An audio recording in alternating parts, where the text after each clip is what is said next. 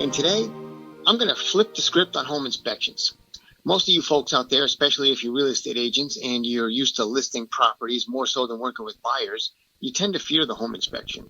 But what I'm going to tell you today is how you can use the home inspection as a seller or a selling agent and get the most return on your investment for that property. You get a pre-listing inspection done. Now, I know some agents who recommend that all their sellers do a pre-list home inspection. The pre-list inspection, if you're not familiar, is the same comprehensive inspection that we would do on behalf of a buyer. We just do it for the seller while the home is being listed, rather than after the home is already under contract and the wheels are rolling on that. That old antiquated thought process of listing the house, letting the buyer come through and do their inspection, and then crossing your fingers and hoping they don't find anything, meanwhile trying not to give yourself an ulcer and then react to whatever the home inspector and the buyer say. I mean, it's okay, but it's certainly not the best. Let's talk about the old way versus the new way, and we can kind of compare and contrast and show you how pre-list inspections can help you as a seller, and it's something you should do as often as possible. Now, let's talk about the old way. So, people tend to stress out. You've got the house under contract, your buyer made an offer, your seller accepted the offer, everything is going swimmingly, and it's fantastic. But then you've got that window where you're just sitting around waiting. Is the buyer's home inspector going to find something catastrophic that we didn't know about?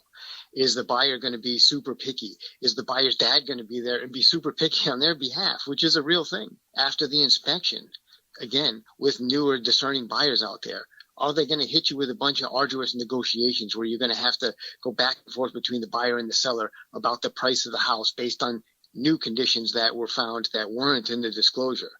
Are they going to request a bunch of repairs that are maybe necessary, maybe not, but certainly they were on the home inspector's report, so people tend to ask for them? Or maybe even worse than that, are you guys not going to strike a deal and the buyer's going to walk away? If clients walk from the house, that's the worst thing, because one, they don't have to tell you why they walked. They could just say, all right, based on the home inspection, we don't want to buy the house anymore. Thank you. Can I have my deposit back? And they're going to go move on to the next house.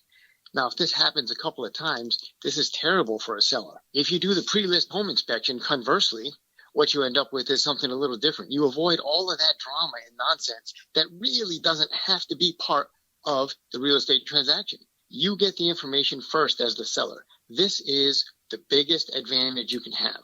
Having the information first means that you can do the first reaction to that information. So you have the leverage and the control over the whole process as the seller, which is what you want. Now, you comb through the information, and you as the seller, you decide what's going to happen. Are you going to repair some items? Certain things maybe a lot of buyers are going to balk at, so it might be in your best interest to repair some of those or remedy some of those conditions.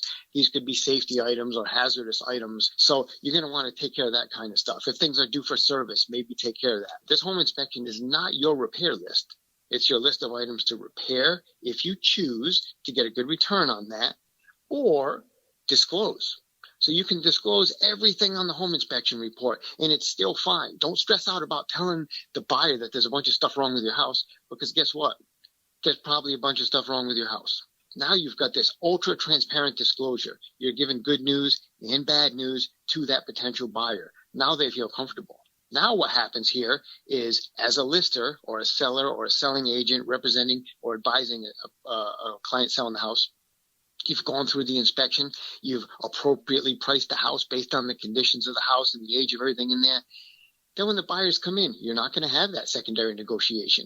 You can have a seller that's a bit stubborn that says, this is what I'm selling the house for, and I'm not changing it by $1. Well, you don't have to now, because the buyer's not going to have any surprises. You might filter out some people that would give you an offer on the house that are probably going to walk away anyway, but that's fine. You don't want to waste your time with them, and you don't want them to waste their time looking at a house that isn't right for them, and you certainly don't want the on the market, off the market, on the market carousel. You want it on the market, off the market, sold. That's what you want.